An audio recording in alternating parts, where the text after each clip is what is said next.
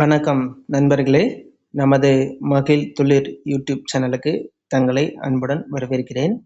தினமும் ஒருபடி முன்னேறு என்ற தலைப்பின் கீழ் போட்டித் தேர்வுக்கு தயாராகி வரும் நமது சொந்தங்களுக்கு நமது மகிழ் துளிர் தளத்தில் தினமும் 10 வினாக்களானது பதிவிடப்பட்டு வருகிறது. அதனைத் தொடர்ந்து இன்றைய தினமும் 10 வினாக்களானது பதிவிடப்பட்டுள்ளது. அதை நாம் இப்போது தொடர்ந்து பார்க்கலாம். இன்றைய முதல் வினா, which component carries the maximum amount of oxygen in blood? இரத்தத்தில் ஆக்சிஜனை அதிக அளவில் எடுத்துச் செல்லும் கூறு எது அப்படின்னு சொல்லி கேட்குறாங்க. Option A plasma, option B leucocytes, option C haemoglobin, option D platelets. பிளாஸ்மாவா, லுகோசைட்டா, ஹீமோகுளோபினா, தட்டணுக்களா அப்படின்னு சொல்லி கேட்டிருக்காங்க. நான் லாஸ்ட் வீடியோலேயே பார்த்தீங்கன்னா அதுக்கான தெளிவான விளக்கம் கொடுத்துருப்பேன். இது ஏன் குவிந்து காணப்படுது அப்படின்னு சொல்லி ஒரு கொஸ்டின் கேட்டிருந்தாங்க.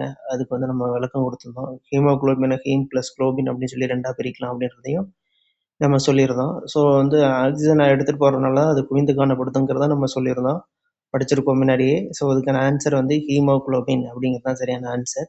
அதிக அளவில் ஆக்சிஜனை எடுத்து கொண்டு போகிறது எதுன்னு கேட்டால் ஹீமோகுளோபின் தான். ஆப்ஷன் சி ஹீமோகுளோபின் சரியான ஆன்சர். நெக்ஸ்ட் கொஸ்டின் போகலாம். A decrease in red blood cell count commonly results in எரித்ரோசைட்டுகளின் எண்ணிக்கை குறைவதால் பொதுவாக ஏற்படும் நிலை எதுன்னு சொல்லி கேட்குறாங்க. Option A leukaemia, option B anaemia, option C thrombocytes, option D polycythaemia. அதாவது ஆர்பிசியோட எண்ணிக்கை குறையும் போது என்ன நிகழ்வு நடக்கும் அப்படின்னு சொல்றாங்க. ஃபர்ஸ்ட் ஆப்ஷன் லுகேமியான்றது என்னன்னா, அதாவது இது டபிள்யூபிசியில் இருக்கும்போது லுகீமியா அப்படின்னு சொல்லுவோம். லுகோபினியானா டபிள்யூபிசியில் எண்ணிக்கை குறைகிறது.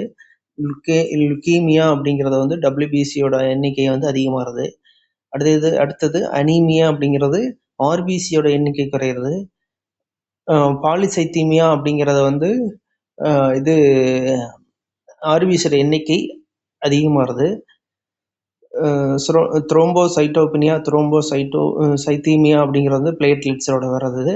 ஸோ இன்னைக்கு இப்போ இங்கே கொஸ்டின் எரித்ரோசைட்ஸ் ஆர்பிசியோட எண்ணிக்கை குறைவாகும் போது என்ன நிகழ்வு ஏற்படும் அப்படின்னா, இப்போ தான் சொன்ன அனீமியா, அது இரத்த சோகை அப்படிங்கிறது. இதுக்கான ஆன்சர் ஆப்ஷன் பி இரத்த சோகை அப்படிங்கிறதா இதுக்கான சரியான ஆன்சர். நெக்ஸ்ட் கொஸ்டின் போகலாம். Which type of white blood cell is present in the highest percentage in normal human blood? மனித இரத்தத்தில் அதிக சதவீதத்தில் காணப்படும் வெள்ளை இரத்த அணு எது அப்படின்னு சொல்லி கேட்டிருக்காங்க. Option A neutrophil, option B lymphocyte, option C monocyte, option D eosinophil. இதில் நியூட்ரோபில்லா, லிம்போசைட்டா, மோனோசைட்டா, ஈஸ்னோபில்லா அப்படின்னு சொல்லி கேட்டிருக்காங்க. இதுக்கான விளக்கம் நேற்றுக்கான கொஸ்டின் இதே மாதிரி சிமிலர் கொஸ்டின்ல வேற ஒரு கொஸ்டின்ல இதை பற்றி விளக்கம் சொல்லியிருந்தேன். நான் ஃபுல்லாக அதை பார்த்தா டபிள்யூபிசியை பற்றி ஒரு கொஸ்டின் இருந்துச்சு நேற்றுக்கு வீடியோவில். அதில் நான் அந்த வீடியோவில் தெளிவாக சொல்லியிருந்தேன். அதை படிச்சிருந்தீங்கன்னா இந்த கொஸ்டினுக்கு ஈஸியாக ஆன்சர் பண்ண முடியும். நியூட்ரோஃபில் தான் டபிள்யூபிசியில் அதிக அளவில் இருக்கக்கூடியது. இது அதனால அதிக சதவீதத்தில் எது காணப்படுதுன்னா நியூட்ரோஃபில். 60 to 70% ஆஃப் இதில் டபிள்யூபிசியில் நியூட்ரோஃபில் தான் இருக்கும். ஸோ இதுக்கான answer option A neutrophil. Next question போகலாம்.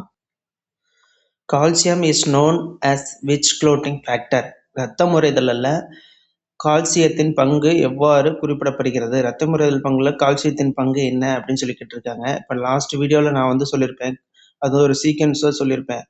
கால்சியம், த்ரோம்போகினேஸ், ப்ரோத்ரோம்பின், த்ரோம்பின், பிரெப்ரின் அப்படின்னு சொல்லிட்டு நான் ஒரு சீக்வன்ஸ் சொல்லியிருப்பேன். கடைசியில் பார்த்தீங்கன்னா அந்த ஃபிப்ரின் அப்படிங்கிறது இலையொடியில் சேர்ந்து இந்த பிளட்டு வெளியில் போகிறத அந்த அணுக்களை கட்டுப்படுத்தி ரத்தம் முறையிறத அந்த எந்த இடத்துல காயம் ஏற்பட்டிருக்கோ அந்த ஹோல்ஸை இல்லை காயத்தை ரத்த அணுக்கள் வெளியில் போகாமல் இருக்கிறதுக்காக ஒரு இலை வடிவம் ஒன்று ரெடி பண்ணி அந்த இடத்துல பிளட் க்ளோட் ஆக வைக்கும். அந்த இடத்துல கால்சியமானது முக்கிய பங்கு வகிக்குது. கால்சியம் குறைபாடு இருந்துச்சு அப்படின்னா அந்த இலை வடிவத்தில் ஒன்றோட ஒன்று சேர்ந்து அந்த பிடிமானம் இருக்கிற இடத்துல இருக்காது. கால்சியம் அப்படி கம்மியாக இருந்தால் ரத்தப்போக்கு அதிகமாக இருக்கும். இந்த கால்சியமானது அதோட ரோலை கடைசி ஃபேக்டரில் தான் செய்யுது. அது 4 ஃபேக்டரை பிரிக்கலாம். ரத்தம் உறையிறத அதோட ஃபேக்டர் கடைசி ஃபேக்டரில் தான் அதோட ரோலை செய்யுது. ஸோ இதுக்கான ஆன்சர் ஆப்ஷன் டி ஃபேக்டர் 3 காரணி 4ல தான் அதை நம்ம குறிப்பிடுறோம். ஓகே, நெக்ஸ்ட் கொஸ்டின் போகலாம். Which of the following is most efficient in phagocytes?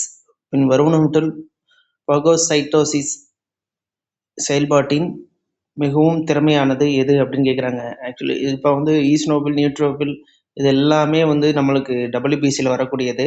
Option A basophil, option B neutrophil, option C platelet, option D plasma cell. Okay, இதில் நம்ம வந்து phagocytosis அப்படின்னாலே நம்மளுக்கு வந்து டபிள்யூபிசி, இங்கே 2 ஆப்ஷன் டபிள்யூபிசியில் இருக்குது. பேசபிள், நியூட்ரோஃபில். இதில் மிகப்பெரிய பங்கு வகிக்கிறது நியூட்ரோஃபில். இப்போ போகோசைட்னா என்ன அப்படின்னு கேட்டிங்கன்னா, அதாவது அங்கே இருக்கிற கிருமிகள், பாக்டீரியா, இறந்த செல்கள் இதெல்லாத்தையும் உட்கொழுந்து அதை உணவாக எடுத்து உயிர் வாழக்கூடியது தான். இந்த தேவையில்லாத பொருள்களை அழிக்கக்கூடியது தான் போகோசைட்டு. அது நியூட்ரோஃபில் தான் அதோட வேலையை செய்யுது. அதில் தான் அதோட பங்கு அதிகமாக இருக்குது. ஸோ அதுக்கான ஆன்சர் வந்து பார்த்தீங்கன்னா ஆப்ஷன் பி நியூட்ரோஃபில் தான் சரியான answer. Okay, next question. The RH factor is mainly associated with which antigen? RH காரணி முதன்மையாக எந்த ஆன்டிஜனுடன் தொடர்புடையது அப்படின்னு சொல்லி கேட்டிருக்காங்க. Option A antigen, A antigen, option B antigen, option C D antigen, option D H antigen. A ஆன்டிஜனா, B ஆன்டிஜனா, D ஆன்டிஜனா, ஹச் ஆன்டிஜனா அப்படின்னு சொல்லி கேட்டிருக்காங்க. இப்போ ஆர்ஹெச்ன்றது ஏபிஓ பிளட் குரூப்பை தாண்டி அந்த ஆர்ஹெச் பாசிட்டிவ் நெகட்டிவ் என்டி அப்படின்றது பிளட்டை வந்து டிரான்ஸ்லேட் பண்ணுறதுல வந்து ஒரு முக்கிய காரணம் வகிக்குது. இப்போ எக்ஸாம்பிள், இப்போ வந்து ஏ பாசிட்டிவ் பிளட் குரூப் இருக்காங்கன்னா அவங்களுக்கு ஏ ஆன்டிஜனும் ஆர்ஹெச் டி ஆன்டிஜனும் இருக்கும். இப்போது ஏ நெகட்டிவ் இருக்காங்கன்னா அவங்களுக்கு வந்து ஆன்டிஜன் ஏ ஆன்டிஜனும் ஆன்டிஜன் ஆர்ஹெச் டியும் இருக்காது, ஆர்ஹெச் டி இருக்காது. ஸோ அந்த இடத்துல ஆர்ஹெச் காரணியில் முதன்மையாக செயல்படுறது எதுன்னு கேட்டிங்கன்னா ஆன்டிஜன் டி தான். இதுக்கான answer option C D antigen அப்படிங்கிறதான் இதுக்கான ஆன்சர். இது புரிஞ்சிருக்கும்னு நினைக்கிறேன். நெக்ஸ்ட் கொஸ்டின் போகலாம். Carbon dioxide is transported in blood mainly as. இரத்தத்தில் கார்பன் டை ஆக்சைடு அதிகமாக எந்த வடிவில் கடத்தப்படுகிறது அப்படின்னு சொல்லிக்கிட்டு இருக்காங்க. Option A carbamino haemoglobin, option B dissolved CO2, option C bicarbonate ion, option D carbonic அமிலம். அதாவது கார்பாமினா ஹீமோகுளோபினா கரைந்த நிலையில் கடத்தப்படுதா, பைகார்பனேட் அயனா, கார்போனிக் அமிலமா அப்படின்னு சொல்லிக்கிட்டு இருக்காங்க. இது டைரக்ட் கொஸ்டின் தான், ஈஸியாக புரிஞ்சுக்கலாம். இதுக்கான ஆன்சர் வந்து ஆப்ஷன் சி பைகார்பனேட் அயன் அப்படின்ற ஒரு வடிவத்தில் தான் நம்மளை பிளட்டில் வந்து CO2 ஆனது கடத்தப்படுகிறது. அடுத்து நம்ம அடுத்த கொஸ்டினுக்கு போகலாம். Which metal is present at the center of the heme molecule? The haemoglobin heme பகுதியின் மையத்தில் இருக்கும் உலோகம் எது அப்படின்னு சொல்லி கேட்டிருக்காங்க.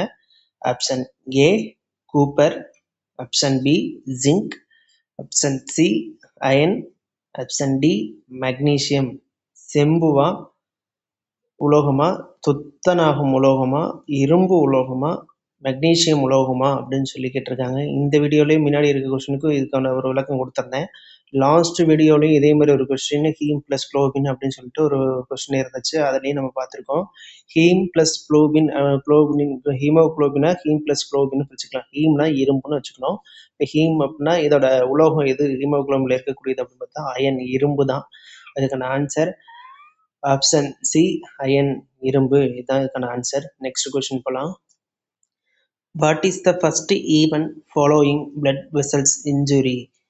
இரத்த குழாய் சேதமடைந்த உடனேயே நடைபெறும் முதல் நிகழ்வு எது அப்படின்னு சொல்லி கேட்டிருக்காங்க. Option A formation of fibrin, option B platelet plug formation, option C vascular spasm, option D activation of prothrombin. Fibrin உருவாதலா, பிளேட்லெட் பிளாக் உருவாதலா, இரத்த குழாய் சுருக்கமா, ப்ரோத்ரோம்பின் செயல்படுத்துதா அப்படின்னு சொல்லி பார்த்துருக்கோம். இப்போ வந்து ஃபார்மேஷன் ஆஃப் ஃபைப்ரின் அப்படிங்கிறது ரத்தம் முறைதலில் கடைசி நிலை அப்படிங்கிறத நம்ம முன்னாடி போன வீடியோலேயே கூட பார்த்துருப்போம்னு நினைக்கிறேன். அடுத்த கொஸ்டின் பிளேட்லெட் பிளக் ஃபார்மேஷன் அப்படின்ற உருவாதல் அப்படின்றது என்னன்னா, நம்ம இப்ப கால்சியத்தோட பங்கு என்ன அப்படின்னு சொல்லி பார்க்கும்போது, ஒரு இலை வடிவம் ஒண்ணு உருவாகியிருக்கும். அதுதான் வந்து பிளட்ட க்ளோட் பண்ணும் அப்படின்னு சொல்ற கால்சியத்தோட பங்கு வந்து கம்மியா இருந்துச்சு அப்படின்னா பிளட் க்ளோட் ஆகாதுன்னு சொல்லியிருக்கேன். அப்போ பிளேட்லெட்டல் பிளாக் உருவாதல் அப்படிங்கிறது 4th ஸ்டேஜ். ஃபைப்ரின் உருவாதல் ஃபைனல் ஸ்டேஜ். ஸோ இது 2மே கிடையாது. அடுத்து இரத்த குழாய் சுருக்கம். இதுதான் ஃபர்ஸ்ட் ஸ்டேஜ். ஒரு பிளட் வந்து லீக் ஆகுது அப்படின்னா, அந்த ஒரு இரத்த நாளங்கள், இரத்த குழாயில வந்து பிளட் லீக் ஆகுதுன்னா, அதோட முதல் செயல்பாடு இரத்த குழாயோட அளவு சின்னது பண்றது தான். இதுதான் ஃபர்ஸ்ட் ஸ்டேஜ். ஸோ இதுக்கான ஆன்சர் வந்து ஆப்ஷன் சி இரத்த குழாய் சுருக்கம் வாஸ்குலர் ஸ்பாசம் அப்படிங்கிறது தான் இதுக்கான ஆன்சர். ஸோ நெக்ஸ்ட் கொஸ்டின் போலாம். புரியும்னு நினைக்கிறேன். ABO blood group is determined by the presence of பின்வருவனவற்றுள் ABO இரத்த குழுவை நிர்ணயிப்பது எது அப்படின்னு சொல்லி கேட்டிருக்காங்க. Option A antibodies in plasma only. Option B antigens on the surface of red blood cells. Option C white blood cells count. Option D hemoglobin concentration அப்படின்னு சொல்லி கேட்டிருக்காங்க. அதாவது பிளாஸ்மாவில் உள்ள ஆன்டிபாடிகள் மட்டுமா, சிவப்பு இரத்த அணுக்களின் மேற்பரப்பில் உள்ள ஆன்டிஜன்களா, வெள்ளை இரத்த அணுக்களின் எண்ணிக்கையா, ஹீமோகுளோபின் அளவா அப்படின்னு சொல்லி கேட்டிருக்காங்க. இதுக்கான ஆன்சர் வந்து இரத்த சிவப்பு அணுக்களின் மேற்பரப்பில் உள்ள ஆன்டிஜன்கள். இதுதான் சரியான answer. Option B antigens on the surface of red blood cells அப்படிங்கிறது தான் சரியான ஆன்சர். இதுக்கான விளக்கம் இன்னும் பெருசாக இருக்கும். இது வந்து ஃபியூச்சரில் வந்து பின்னாடின்னு வரக்கூடிய வீடியோஸில் இந்த பிளட்டை பற்றி ஒரு டாபிக் சின்னதாக இருக்குது. நான் வந்து தெளிவாக கொடுக்குறேன். இப்போது ஒரு சின்ன இமேஜ் மட்டும் கொடுக்குறேன். அது உங்களுக்கு புரியும். மேக்ஸிமம் எல்லாத்துக்குமே புரிஞ்சிடும் அது. அது வந்து எக்ஸ்பிளனேஷனாக பின்னாடி ஒரு வீடியோவில் தெளிவாக கொடுக்குறேன். இத்துடன் இன்றைய 10 வினாக்களானது முடிவடைந்தது. சரியாக பதிலளித்த அனைவருக்கும் வாழ்த்துக்கள். டெய்லியும் திரும்ப திரும்ப படிச்சுக்கிட்டே இருங்க. அப்படின்னா தான் நல்ல மார்க் வாங்க முடியும். கன்சிஸ்டன்சி பர்ஃபார்மன்ஸ் தான் நம்மளுக்கு வந்து ஒரு சக்ஸஸை கொடுக்கும். அதனால் மறந்துடாதீங்க. டெய்லியும் கொஞ்சம் கொஞ்சமாக படித்தா கூட சிலபஸை கம்ப்ளீட் பண்ண முடியும். கண்டினியூஸாக படிச்சிருங்க. அப்படின்னா தான் நம்மளுக்கான வெற்றி அப்படிங்கிறது, அந்த கனியானது நம்ம கைக்கு வரும். ஸோ விடாமல் டெய்லியும் நம்ம எந்திரிக்கிறதுக்கு காலையில் படிக்கிறதுக்கு கொஞ்சம் கஷ்டமாக தான் இருக்கும். அது நம்ம ஒரு பழக்கமாக வச்சுக்கிட்டோம்னா அதுக்கே நம்ம அடிக்ட் ஆயிடுவோம். ஸோ கன்சிஸ்டன்சி பர்ஃபார்மன்ஸ் தான் நம்மளுக்கான சக்ஸஸாக இருக்கும். ஸோ அந்த மறந்துடாதீங்க. டெய்லியும் கொஞ்சம் கொஞ்சமாக படிங்க. அதுதான் நம்மளுக்கு ரிசல்ட்டு. நாளைக்கு மீண்டும் ஒரு புதிய 10 வினாக்களுடன் உங்களை சந்திக்கிறேன். இந்த வீடியோ உங்களுக்கு பயனுள்ளதாக இருந்தால் உங்கள் நண்பர்களுக்கு ஷேர் செய்யுங்க. சப்ஸ்கிரைப் செய்யலைன்னா சப்ஸ்கிரைப் செஞ்சுக்கோங்க. பெல் ஐக்கான் அழுத்திக்கங்க. ஏன்னா அப்படின்னா தான் நாங்கள் அடுத்து கொடுக்கக்கூடிய வீடியோஸ் வந்து உங்களை ரீச் ஆகும். மீண்டும் நாளை 10 புதிய வினாக்களுடன் சந்திப்போம். பெல் ஐக்கனை அழுத்த மறக்காதீர்கள். உங்கள் நண்பர்களுக்கு ஷேர் செய்து சப்ஸ்கிரைப் செய்து வைத்துக்கொள்ள சொல்லுங்கள். நன்றி, வணக்கம். வெற்றி நமது. தொடர்ந்து பயிற்சி செய்வோம். வெற்றிக்கினை பிடிப்போம். வாழ்த்துக்கள்.